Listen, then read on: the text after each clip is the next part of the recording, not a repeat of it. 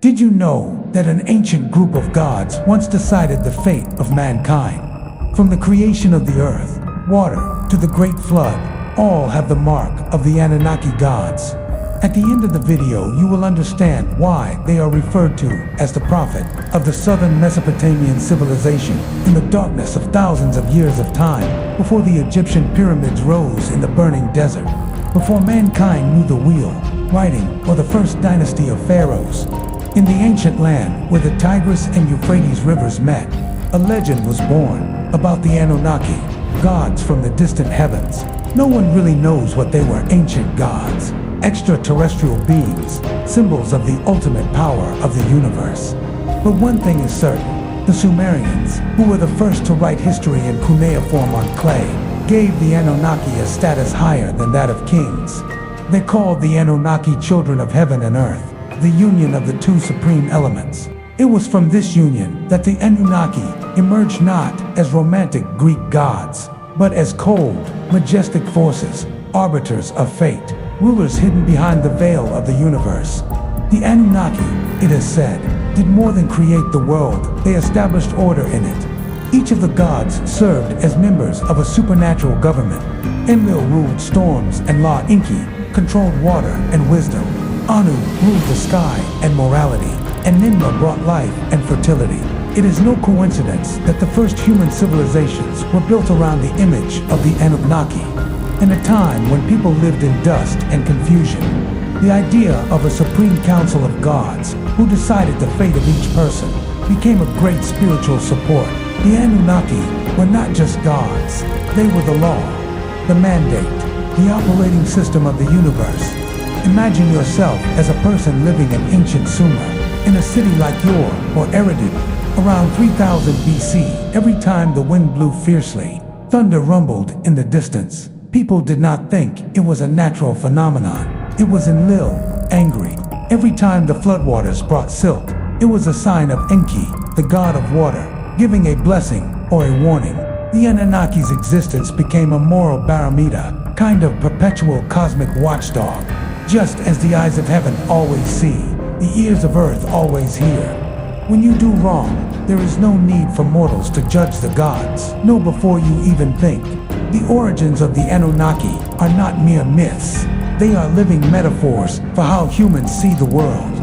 When the Sumerians looked at the sky, they saw vastness, order, and cycles, and so they created An. When they touched the earth, planted seeds, and harvested crops, they saw life springing up, and so Ki was born. And then, the Anunnaki, the combination of both, embodies the most difficult thing to explain. Life has rules. Nothing comes naturally by chance. There is a hand that guides everything, even if we cannot see it. In modern terms, the Anunnaki are the ancient people's attempt to explain the order of the universe, just as we today use quantum physics, the Big Bang Theory, or even artificial intelligence. A modern theory suggests that the Anunnaki may have been extraterrestrials who came to Earth in prehistoric times to intervene in human evolution. They passed on their knowledge of agriculture, technology, and land, then retreated to the heavens. While this has not been confirmed, it suggests something profound. We cannot stop searching for our origins. Whether it is science or mythology, the belief that we were once guided by a supernatural intelligence has always haunted humanity. And in the darkness of history, the light of the Anunnaki remains a dim but unquenchable flame. The Anunnaki are no longer worshipped as they once were. The temples have fallen, the Sumerian cities are ruins, but their myths, their symbolic power, live on. In modern stories, in alien imagery, in games, in movies, in the desire to connect with something greater than oneself. When you look up at the night sky and wonder, where did I come from? Somewhere, the Anunnaki may be looking back at you from a distant star, from ancient clay inscriptions, or from the curious hearts of humans. Enki, master of water, wisdom, and mercy. There was a god who did not dwell high up like Anu, nor did he rage like Enlil. Instead of thunder, he whispered through the streams. Instead of punishing, he healed. The Sumerians called him Enki, the god of wisdom, creation, water, and mercy, the one who molded man from clay with his hands. In the intricate and multi-layered mythologies of Mesopotamia, Enki always appears as a cool stream flowing silently through the sacred deserts. No noise, no power struggles, but always present at the right time.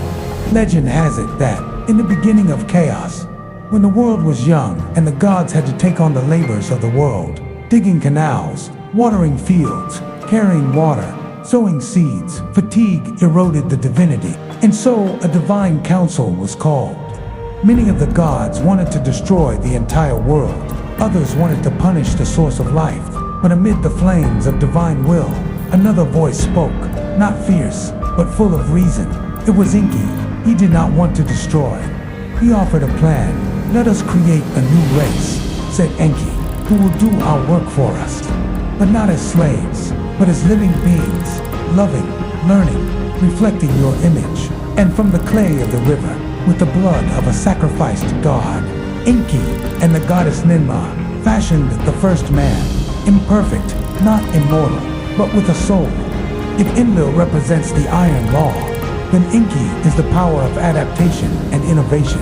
In ancient times, water was not only the source of life, but also a hidden wisdom, flowing underground, connecting everywhere. And that is Enki, a silent wisdom, but influencing every corner of the world. Interestingly, Enki was not only the god of water and wisdom, but also the god of language and symbols.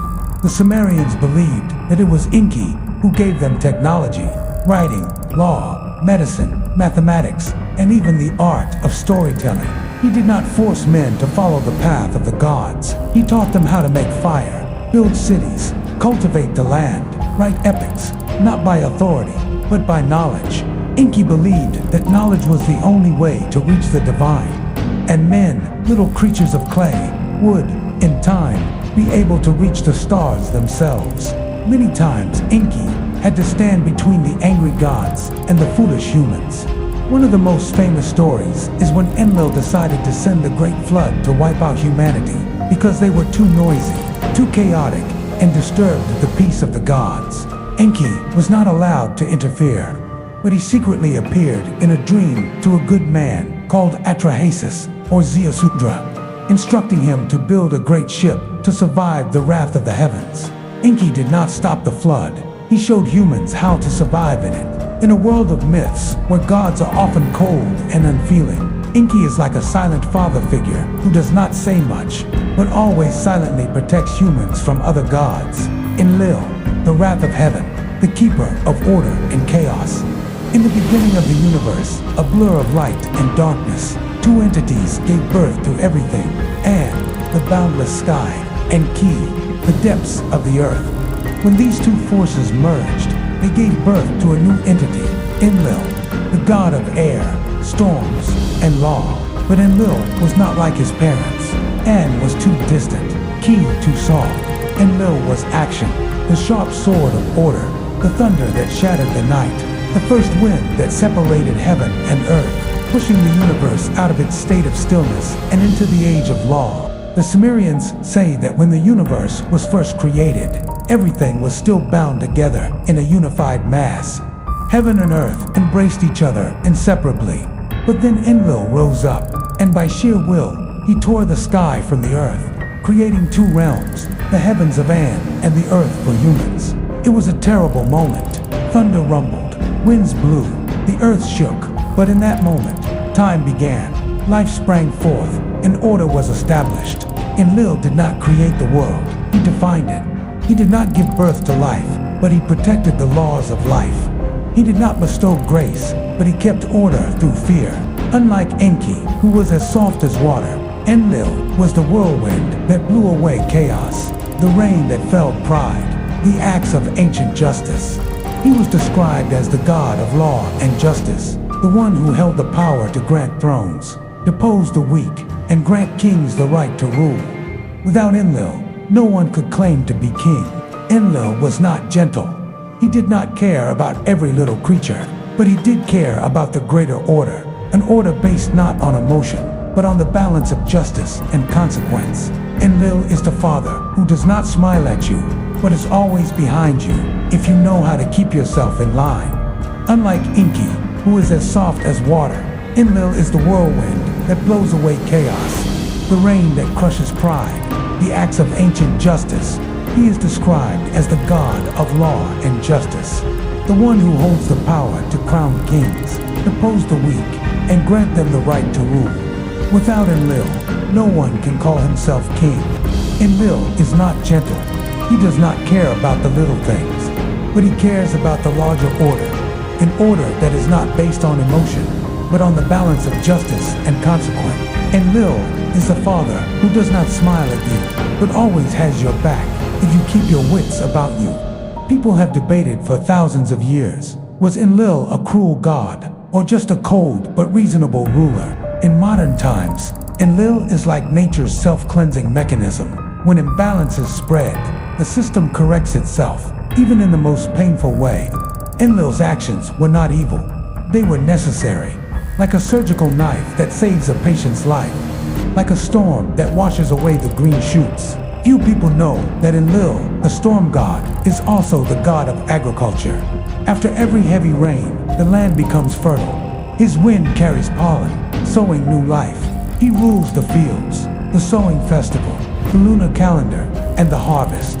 This makes Enlil a dual symbol, both destroyer and regenerator, both storm and spring.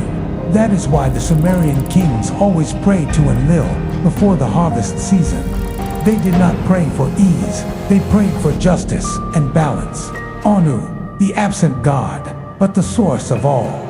At the highest point of the sky, beyond the storm clouds, the lightning, and the stars, there is a god who needs no voice, no sword, no scepter, yet everything begins with him.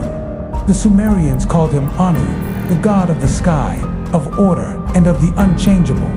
He is the first, the origin of power, the invisible foundation upon which all the worlds depend for their existence. Anu did not come down to earth. He did not argue. He did not need to be present to control. His power lay in the absolute order that he had established from the very beginning. Imagine, before time, there was no light, no darkness, no earth, no soul, just nothingness. And from that nothingness, the first idea was born. The laws of heaven, the system, the cycle, the order. And that was Ea. Anu did not create things like a sculptor. He provided the framework for them to form, like someone who wrote the first physical laws for the universe, then left it to work. He was the first consciousness, the pure thought that had never been contaminated by emotion or desire. In the Enuma Elish, Anu did not fight for power like the other gods. He gave it calmly. It was he who gave the supreme power to Marduk, the young god, the warrior of chaos, Tiamat, to become king of the gods. When Marduk stood up, Anu did not fight. He nodded, and with that single nod, the universe changed. Not because he was weak, but because he was on another plane of power, where all existence was merely the result of the original will he had sown. The earthly kings, the sages, the legendary heroes, they were only living within the model that Anu had set before. Ninma, the hand of Mother Earth, who breathes life into clay. Long ago, before the stars found their place in the sky, before the waters flowed and the mountains rose from nothingness, there was a woman standing in the silence of the universe, listening to the whispers of the earth, of the sky, of life yet to be formed. She is Ninma, known by many names, Ninhursag, Nintu, or simply the Great Mother. She is not a goddess of war, nor of passionate love. She does not scream, nor usurp the throne. Ninma creates with love quietly and sacredly, like a warm blanket in the cold night of the universe. Ninma, the hand of Mother Earth, who breathes life into clay. Long ago, before the stars found their place in the sky, before the waters flowed and the mountains rose from nothingness, there was a woman standing in the silence of the universe, listening to the whispers of the earth, of the sky, of life yet to be formed. She is Ninma, known by many names, Ninhursag, Nintu, or simply the Great Mother. She is not a goddess of war, nor of passionate love. She does not scream. She does not usurp the throne. Ninmah creates with love, quietly and sacredly, like a warm blanket in the cold night of the universe. Ninmah, the hand of Mother Earth, who breathes life into clay. Long ago, before the stars found their place in the sky, before the waters flowed and the mountains rose from nothingness, there was a woman standing in the silence of the universe, listening to the whispers of the earth, of the sky, of life yet to be formed. She is Ninmah, known by many names: Ninhursag, Nintu, or simply the Great Mother. She is not a goddess of war, nor of passionate love. She does not scream, nor usurp the throne. Ninmah creates with love quietly and sacredly, like a warm blanket in the cold night of the universe. Ironically, for thousands of years, people have remembered Enki for his wisdom, Enlil for his wrath, Marduk for his deeds. But few remember Ninmah, who shaped us. She does not require worship. She needs no temples. She is present in the first lullaby, in the womb of the mother when life is born, in the hands of the midwife on a rainy night. Ninmah does not need a title. She only needs people to love each other, to respect the land, to cherish life as she did. There is a strange legend that says, after creating humans, the gods challenged Ninmah to create faulty forms, a blind person, a lame person, a mute person, and she did. She placed a soul in each of the different forms, intact and shining like no other. Then Enki, the arrogant wisdom, smiled and asked, "Can you cure them, Ninmah?" Ninmah silently shed tears, not because she had lost, but because she understood. This world is not tolerant enough for imperfect beauty. She did not answer, but from that day on, every child born different carries a special light, the light of pain born with love. Ninmah is the embodiment of the cosmic womb, of the cycle of birth and death, of the principle of yin, earth, mother, nurturing. She does not need to rule, but nothing can exist without her. She is the divine feminine in every civilization, known by other names in Greece, Gaia, India, Devi, Egypt, Isis, even in the Bible as Eve, the first bearer of life. In Ninmah, love and power are not separate, but intertwined like mother's milk, gentle but irreplaceable.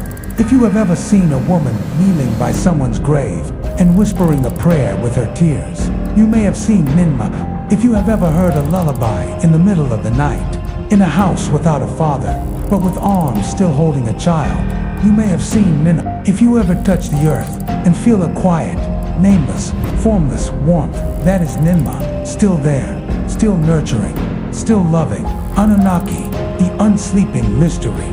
Who are they? Ancient gods or aliens masquerading as gods? Creators of humanity, or projections of humanity's deepest imagination of its own origins? From the clay of ancient Mesopotamia, the name Anunnaki emerged like a veiled memory, penetrating through 1,000 layers of time. Even after thousands of years, they have not left the collective subconscious of humanity. Why? The answer is not simple, but it begins where science, religion, and myth collide, and no one dares to say which is true. According to ancient Sumerian legend, humans were created not out of love, but because the gods were tired. They needed work, and so humans were born from clay, mixed with the blood of a god, and given life.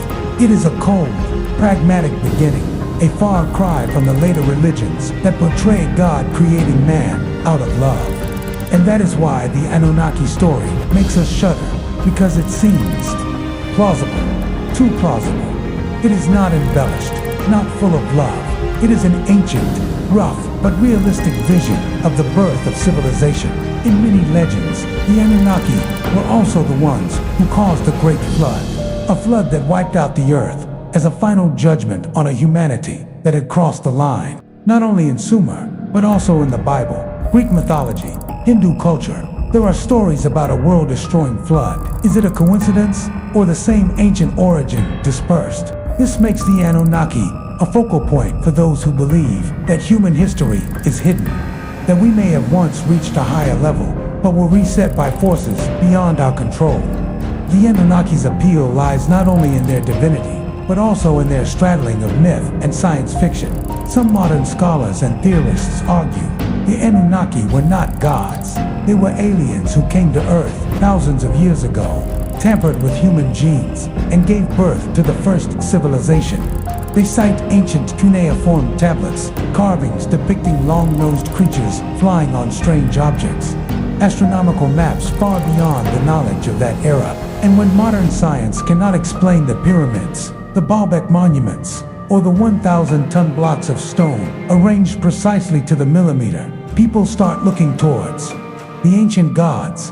But the Anunnaki are not just gods or aliens. They are also metaphors for absolute power, for the question, who controls human destiny?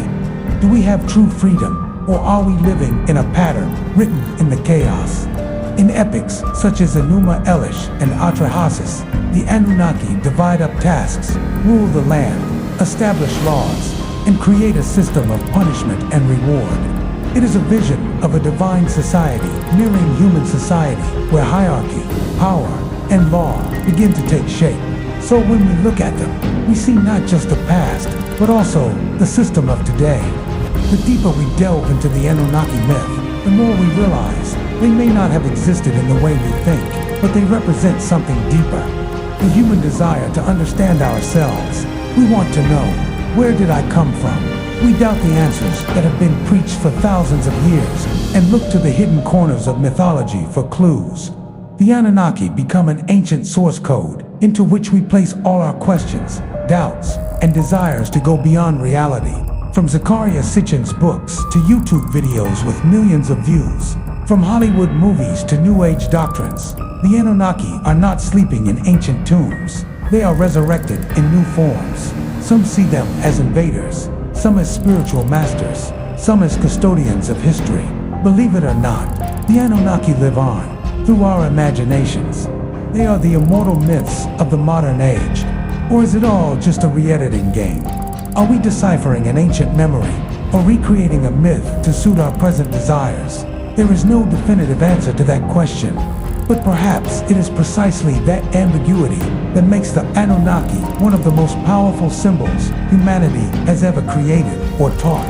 What do you see in these gods? Comment and share. The next video will delve into Enki or Enlil.